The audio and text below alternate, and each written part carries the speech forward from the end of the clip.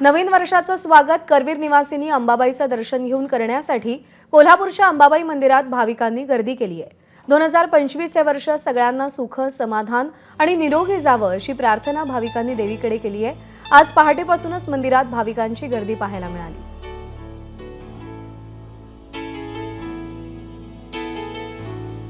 आता काय नवीन वर्षाची सुरुवातच होती, म्हटलं चला आई भगवतीचा आशीर्वाद घेऊन येऊ। आम्ही आलोय पुण्यावरून, तसं मी राहणारे नाशिकचे। नवीन वर्षाची संकल्पना घेतली आई भगवतीचा आशीर्वाद घेऊन पुढच्या वर्षाची भावी वाटचालीस सुरुवात चांगली व्हावी हेच चरणी प्रार्थना करतो आई भगवतीकडे। आज सर्वप्रथम नववर्षाच्या हार्दिक शुभेच्छा सर्वांना, एबीपी माझाला पण। आज खरं तर 1 जानेवारी 2025 पासून एक नवीन संकल्प केलाय। आईच्या दर्शनाला, महालक्ष्मीच्या दर्शनाला आलो आहोत।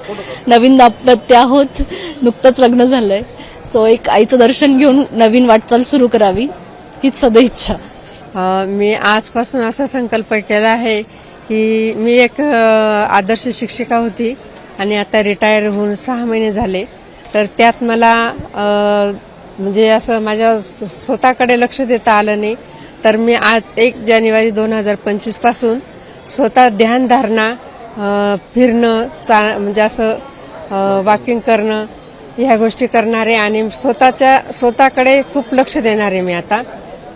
एबीपी माझा माझ्या स्वप्नस्फूर्ती झाला, कारण की एबीपी माझाने महालक्ष्मी दर्शन घेताना एक मनस्वी आनंद होते। माझी कुलस्वामिनी महालक्ष्मी, दरवर्षी मी दर्शनाला येतो। महालक्ष्मी मला इतकं भरभरून दिलंय।